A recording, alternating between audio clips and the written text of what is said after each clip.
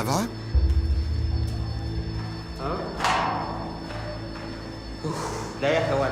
Tu es sûr que ça va?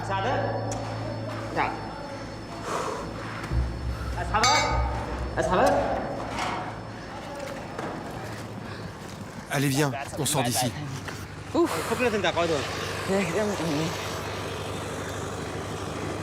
Vas-y. Donne-moi de l'eau. Vas-y. Pas ça, c'est de l'essence. Brahim a 15 ans.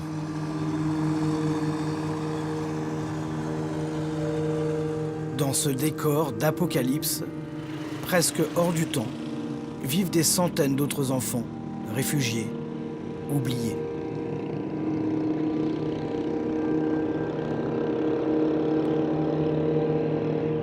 Tout autour du village d'Abou Kadir, au nord-est de la Syrie, une cinquantaine de raffineries artisanales obscurcissent le ciel. Le carburant vital pour la région est nécessaire au transport du pétrole et à la production d'électricité. La région échappe au pouvoir central du président Bachar el-Assad. Ses enfants viennent d'Alep ou d'Idlib, des villes ravagées par la guerre, chassées par les combats. Leur jeunesse brûle désormais ici, dans les fumées toxiques des raffineries. Ils sont les enfants sacrifiés de l'or noir.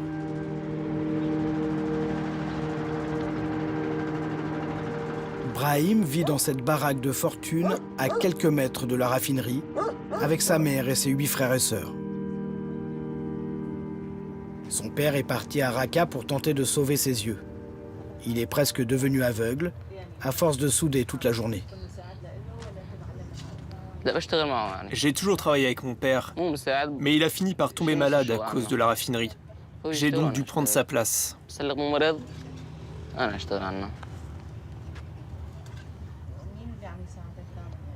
Je travaille maintenant comme soudeur.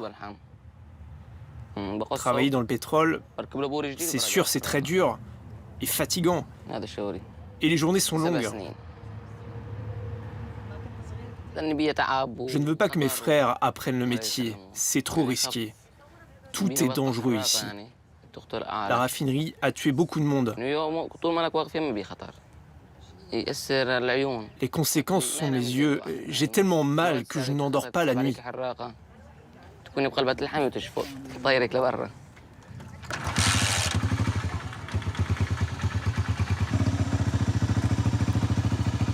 Deux de ses frères travaillent eux aussi à la raffinerie. À l'arrière de la moto, il y a Shahada, 13 ans, et Mahmoud, 8 ans à peine.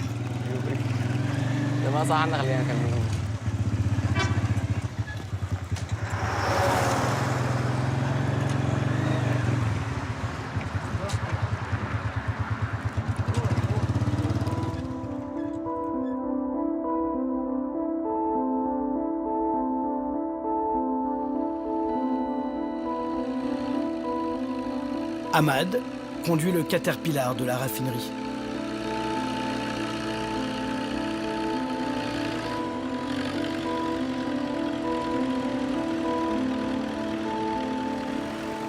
Je m'appelle Ahmad.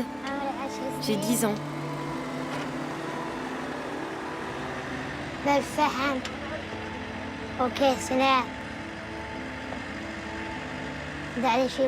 Mon travail, c'est de conduire la pelleteuse et de dégager des déchets.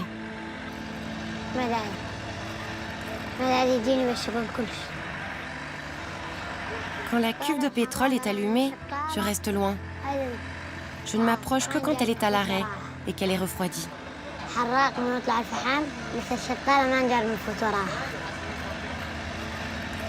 Parce que c'est le moment où il y a le moins de risques que la cuve explose. Ce mode de raffinage libère aussi de la poussière et des gaz toxiques. Benzène, monoxyde de carbone et acide sulfurique, autant d'éléments polluants et hautement cancérigènes qu'Ahmad et Brahim inhalent sans protection.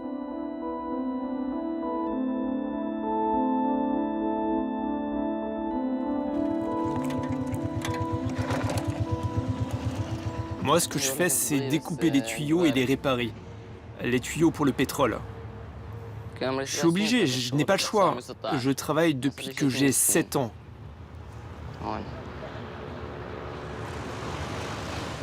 Aujourd'hui, j'ai 15 ans. Et comme vous le voyez, je n'ai pas d'autre choix dans ma vie.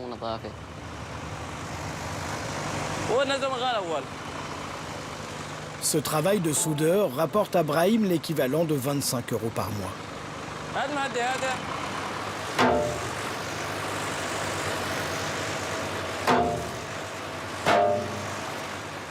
Les plus petits gagnent des miettes, mais aussi un repas par jour, ce qui n'est pas rien ici. Brahim et les autres enfants travaillent toute la journée, 10 heures par jour, 7 jours sur 7.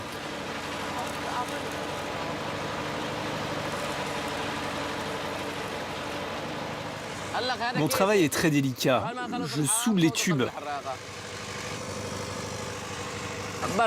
Je les mets les uns sur les autres pour éviter une fuite de pétrole dans la raffinerie. Une fois que j'ai terminé la soudure, je les remets à l'intérieur de la cuve.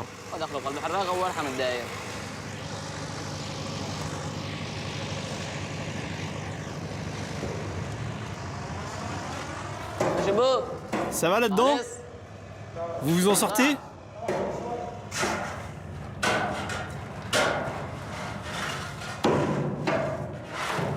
Vas-y, sors. Damen n'aurait jamais imaginé se retrouver ici, dans ces cuves. Il suivait des études d'ingénieur à Alep.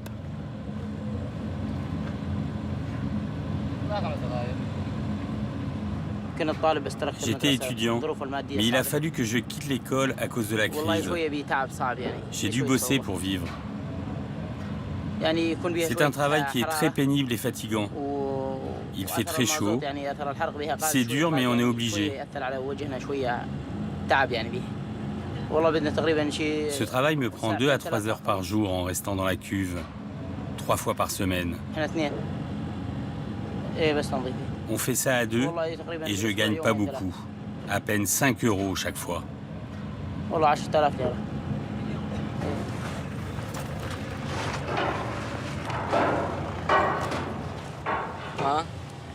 Damen, il y a Abou Saïf qui te cherche. Ici, Brahim risque sa vie à chaque instant. Il le sait et il y pense souvent.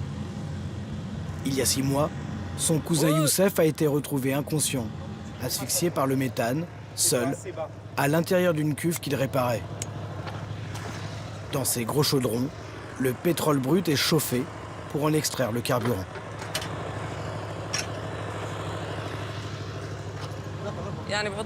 Cette raffinerie traite 42 tonnes de pétrole en 24 heures. Tous les jours, on travaille comme ça. On nettoie les déchets, on répare les tuyaux et on recommence l'opération. On produit de l'essence, du gasoil, du mazout. Tu vois, cette machine, c'est une véritable bombe. Il y a souvent des accidents et ça tue beaucoup de monde. Regarde, lui, là, il a perdu ses doigts. Moi, j'étais en train de travailler dessus. D'un seul coup, le feu a jailli et ça m'a cramé les 2 mains. J'ai été opéré à plusieurs reprises. Je suis même allé jusqu'à Damas pour me faire soigner. Grâce au ciel, je suis en vie.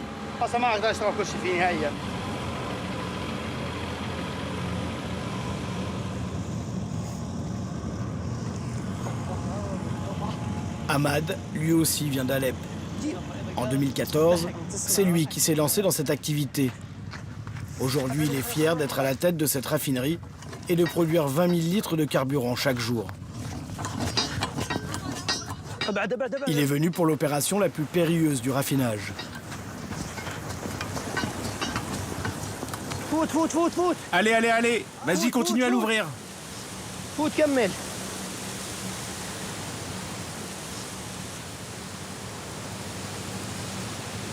Le moment où il faut vidanger la cuve, enflammer les produits résiduels et tentait de contrôler l'éruption de cet étrange volcan.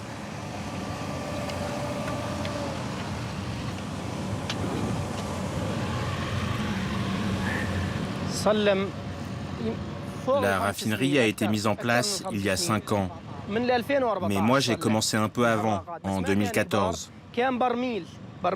Au départ, c'était plus artisanal et plus petit. Après, c'est devenu plus industriel et un peu moins risqué. Regardez la raffinerie. Elle est toute petite. Le jeune patron ne se pose pas la question du travail des enfants. Mon sentiment est mitigé. Je me sens un peu responsable de ces enfants. Je pense que je fais quelque chose de bien. Je les fais travailler, je les protège, afin qu'ils puissent aider leur famille. Dans toute la région, il n'y a que la raffinerie comme boulot. Ils n'ont pas d'autre solution pour s'en sortir. Ahmad travaille sous le contrôle du PYD, le parti kurde syrien au pouvoir dans la région, qui collecte et distribue le carburant produit ici. Mais la raffinerie alimente aussi un petit trafic parallèle. Le plus discrètement possible, ces hommes viennent remplir des jerrycans de cette essence détournée. Le carburant sera ensuite revendu sur le bord des routes. On vient ici 2 à 3 fois par mois et on remplit nos bidons.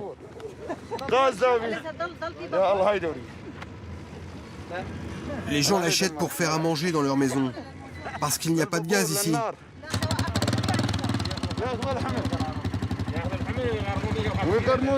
Allez, c'est bon, j'ai tout ce qu'il faut. J'y vais.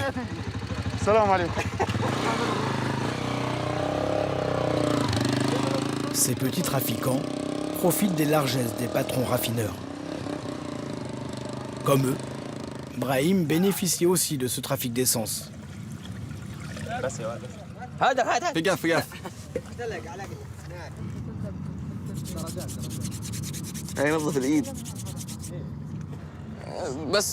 Pour savoir si c'est de la bonne qualité, tu la mets sur tes mains, comme si tu voulais les nettoyer. Et ça sèche tout de suite. Regarde, ça ne laisse pas de gras. Ça veut bien dire que l'essence est bonne.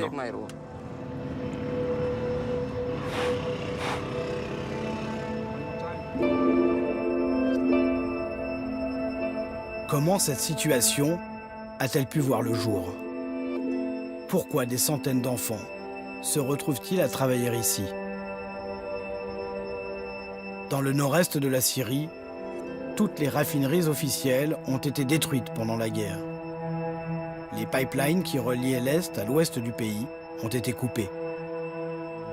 La plupart des centrales électriques ne fonctionnent plus sur ce territoire de 15 000 km².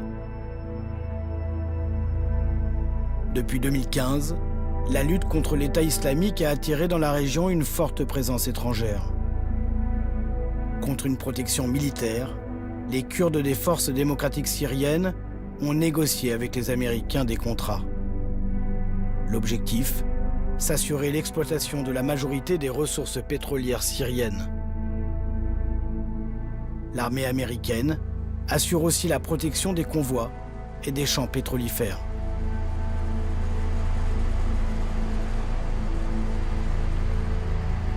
Abou Jouan est le directeur kurde des ressources pétrolières de la région.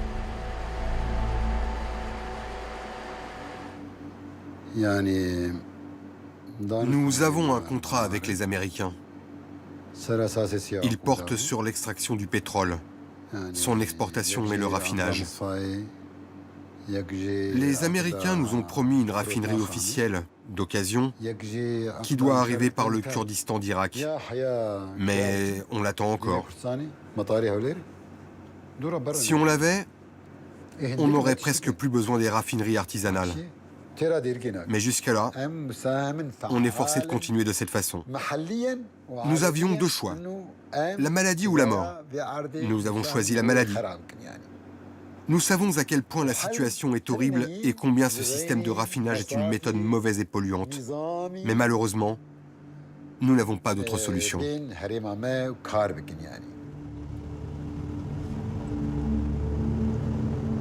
Je sais que les normes internationales sont loin d'être respectées dans ces raffineries, que presque aucune des règles de sécurité n'est appliquée. Mais c'est notre réalité. Voilà les moyens qu'on est obligé d'employer pour survivre. Nous avons énormément de victimes, dont des enfants et des femmes.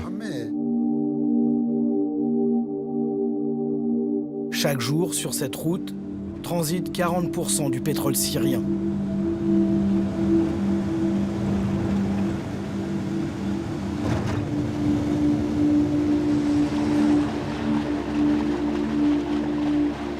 L'eau, extraite et séparée du pétrole, provoque ici un drame écologique de grande ampleur.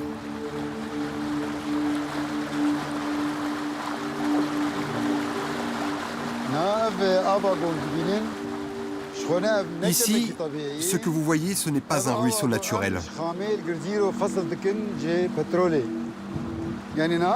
Ce sont les rejets de l'extraction du pétrole.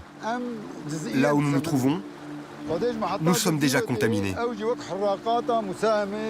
La terre est polluée. Le bétail vient s'y abreuver.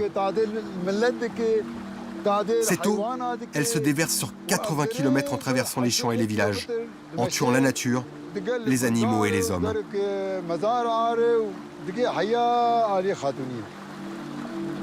Les conséquences pour l'environnement seront durables. Les produits toxiques libérés contaminent les sols et les nappes phréatiques.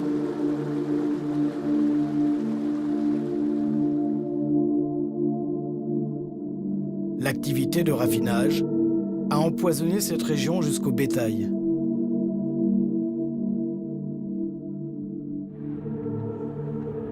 « 20 heures à la raffinerie. Brahim termine sa journée de travail, les yeux brûlés par la soudure et les fumées.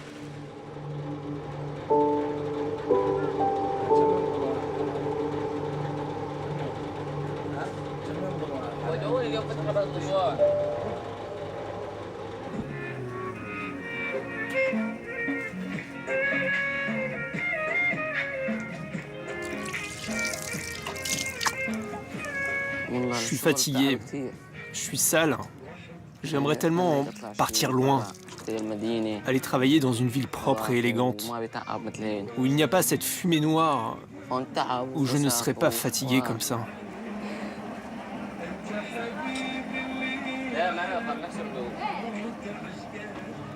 Ce n'est pas le visage d'un jeune homme, j'ai la peau d'un vieillard. J'ai la peau d'un vieillard.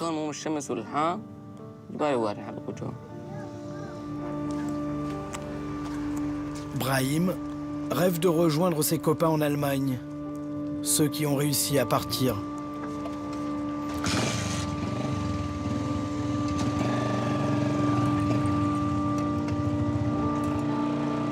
Il voudrait faire des études, découvrir l'Europe, vivre sa jeunesse, très loin de ces terres brûlées.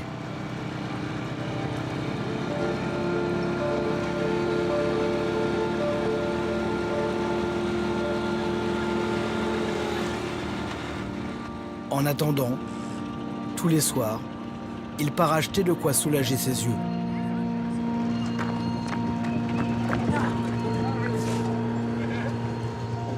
Je voudrais un flacon d'Atra.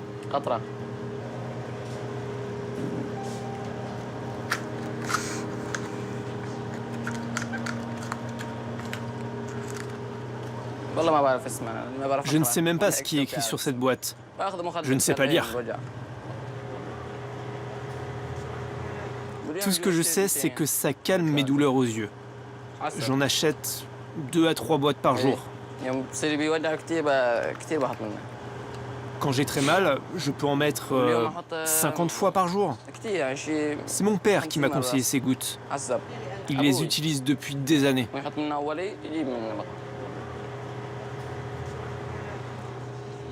Des gouttes qui l'apaisent, mais qui l'empoisonnent aussi. C'est un anesthésique local employé en chirurgie oculaire.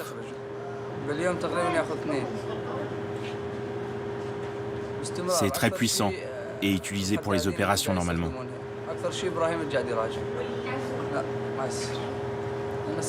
Les soudeurs des raffineries en achètent très régulièrement.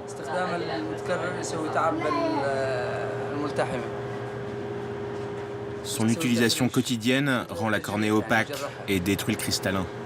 Ils ne sont pas censés l'utiliser, mais dans le contexte, ils le font quand même.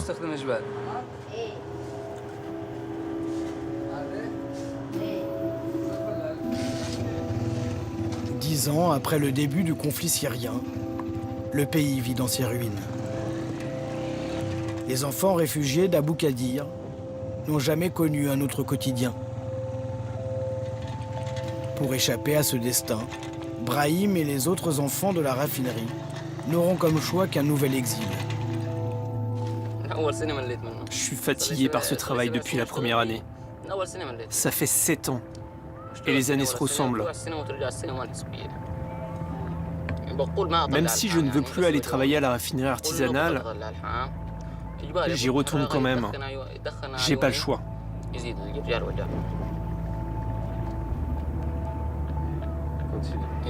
Je retourne souder dans la cuve, la fumée entre à nouveau dans mes yeux et commence à me faire mal. Ça me fait très mal. J'ai peur de perdre la vue comme mon père. Il est possible qu'il ne guérisse jamais et qu'il ne voit plus jamais. J'ai peur de finir comme lui. J'essaie de rentrer le moins possible dans la cuve, parce que c'est sûr que cette fumée qui entre dans mes yeux les abîme. Si j'avais 1000 $, j'emmènerais ma famille dans un autre pays, et je ferais un autre travail. Je pourrais m'asseoir dans une maison propre et me reposer. Et là, je commencerai à étudier, tout de suite.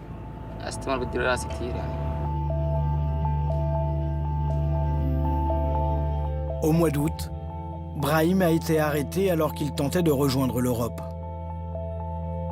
Son projet avorté, il est retourné travailler à la raffinerie avec ses frères.